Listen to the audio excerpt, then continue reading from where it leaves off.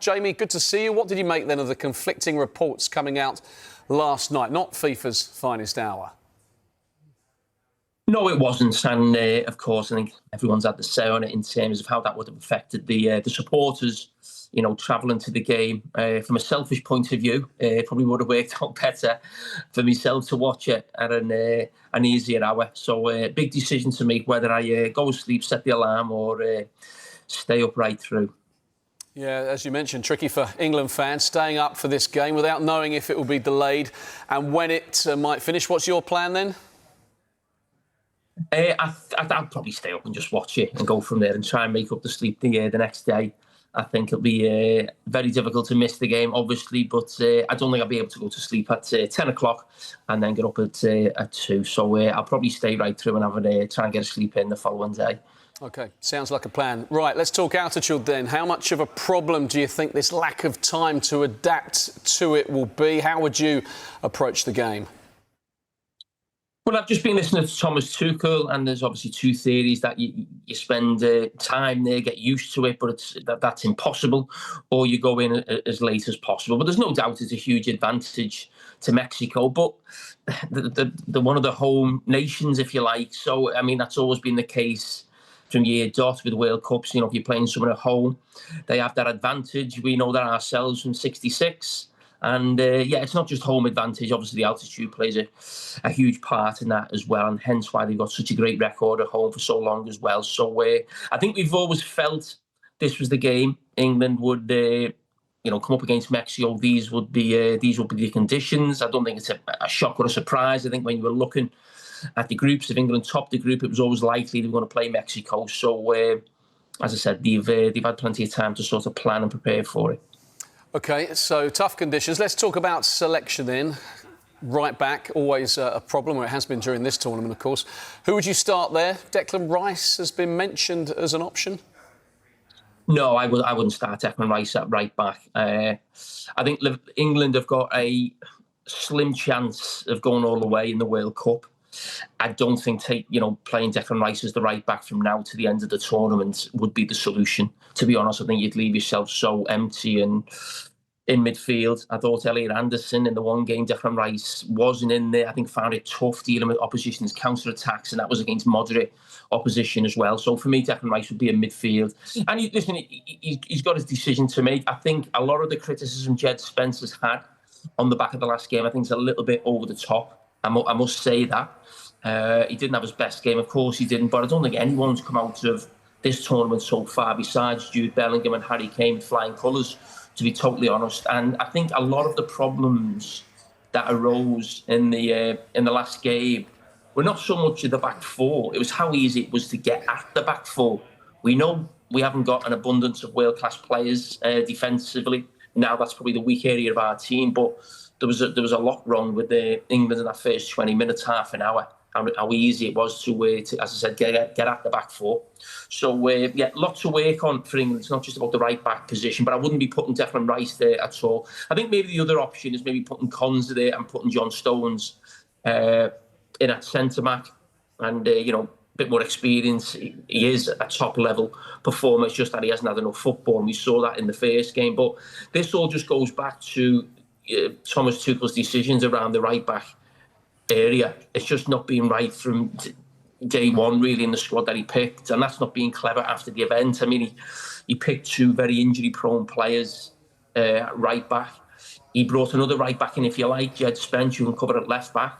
But I think to bring Chalobah in when there was injuries in that position was a bizarre decision, really, because he's not a right back, so you're going to leave yourself short.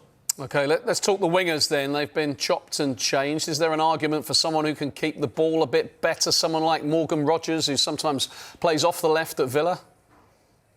Yeah, but you've got to think about how Thomas Tuchel plays. It's really evident now what he likes, how he sets his team up.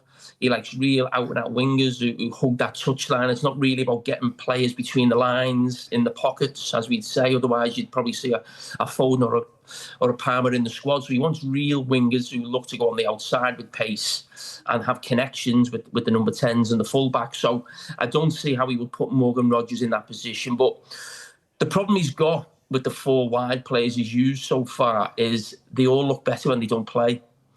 So whenever one of them's on the bench, it's the best game they have because the guy on the pitch is not delivering. So you think, okay, let's put him in again. Really, and I think this will continue between now and the end of the tournament. Whenever it ends for England, I think we'll be changing the wide plays after an hour and questioning, as I said, who should play. Just none of them have done enough really so far. And in terms of absolute international class and top class, I'd probably. The one is Saka. I'm not sure the others are at that level. The one is Saka, but he just doesn't look right. He doesn't look fully fit, really, because we know when we watch him week in, week out for Arsenal over the last 4 or 5 years, a fantastic player. Yeah, with the extra fitness element to this game, Jamie, is it a game where England's subs or finishers can have a real impact? Yeah, I think so, especially with the conditions and, Mexico being more used to that. I think his changes from the bench are going to have to be really important and decisive, I think, from the manager. And, so far, when we talk about bringing Thomas Tuchel in, the whole reason for bringing him in was we felt when big decisions had to be made at vital moments, he would get them more right than Gareth Southgate did in big finals. I always thought that criticism of Gareth Southgate was extremely harsh. But that's why you bring Thomas Tuchel in, Champions League winning manager. It's to get those big calls right at those big moments. And I think we're getting to that stage now, really. Mexico in their stadium, unbelievable atmosphere. This is the time when he's really got to earn his money. That's what we brought him in for. Well, you talk about that atmosphere. You played in some great home atmospheres, of course, at Anfield. How much of a difference will the Azteca actually make to a team like Mexico when up against the quality of England's players? I think it'll make a huge difference. You see the record going back for so long, how long they've gone undefeated there.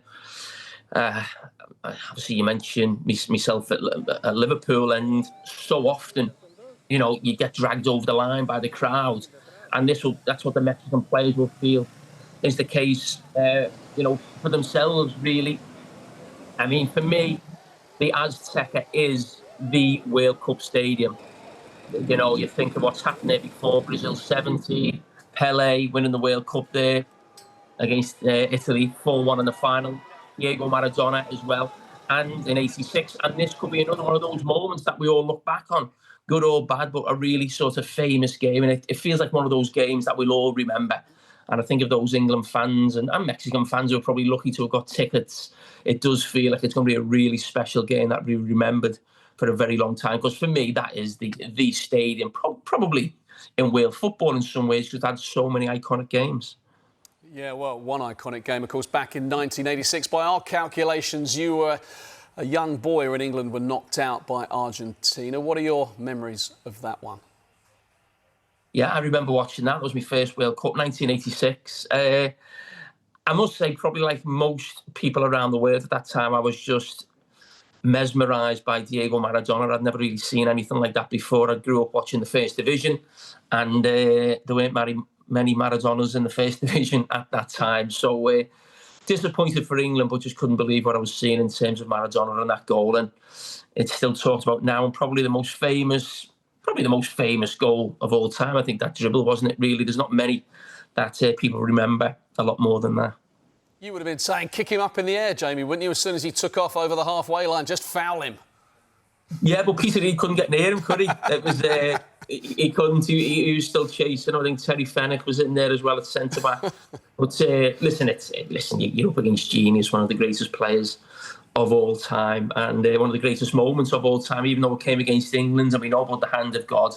I mean, that is probably one of the most famous games of all time, and hence why, as I said, the Azteca as a stadium is right up there with the greatest. Yeah, well, let's get back to this one then. England, a better side, you'd probably argue man for man. But when you factor in home advantage and altitude, do you make England favourites or Mexico? No, I think it feels like a real 50-50 game because of those reasons you've just mentioned. England do have the better players, but England have been really poor in this tournament so far. We can't kid ourselves. I mean, there was probably a 25-minute spell after half-time in the first game against Croatia, and the door's just gone.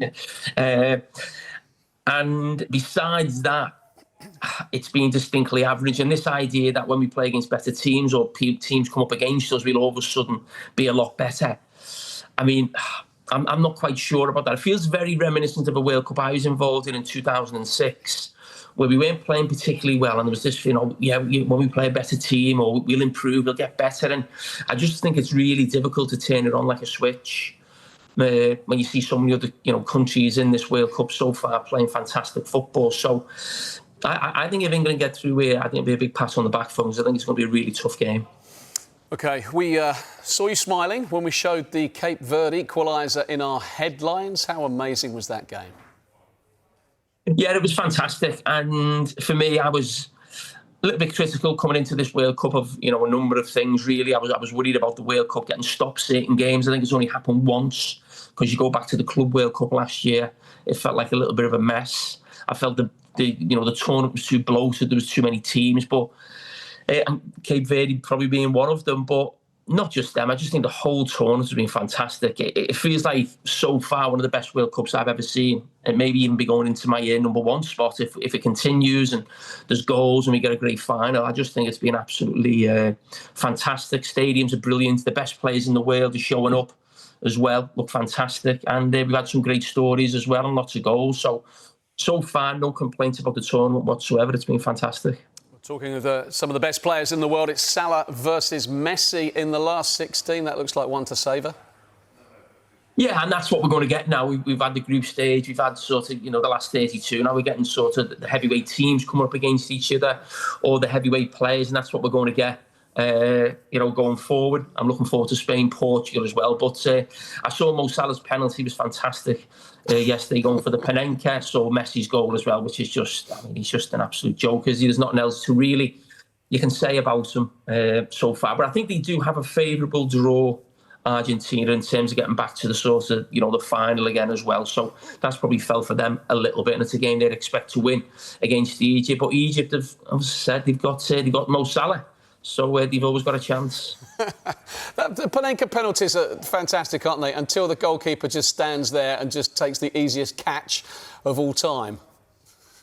Yeah, and that's where the courage comes from. So the bravery of Mo Salah to take that penalty and what was at stake last night as well. It's mind games with the goalkeeper, but our goalkeeper's also got to be very brave to just stand there. That takes a lot of courage as well. OK, finally, Liverpool's old manager Jurgen Klopp looks like he'll become the next Germany head coach. If it happens, will international management suit him, Jamie? Well, listen, every job he's been in, he's never been fired. He's always done a fantastic job at the 3 clubs he's been at. It just felt like a natural progression now at his age and his experience to take over the national team. It hasn't gone particularly well for them in the last 2 tournaments, so it bodes well that there's a lot that they can improve on, and that gives Jurgen Klopp a chance to be really successful in the next 2 tournaments. Obviously, the next one's the Euros, and then after that, I think the World Cup is in Europe. I think it's Spain, Portugal, and Morocco. I think it's definitely in Spain and Portugal. I've got that right. So it obviously gives you a better opportunity rather than sort of being in where it is now in the States or in South America. So it gives Germany an opportunity to certainly improve. And as I said, they got one of the best managers in the world, and it just feels like a natural progression to me. I wouldn't have liked to have seen him managing another club or coming up against Liverpool. So I think that is the best of both worlds for everybody.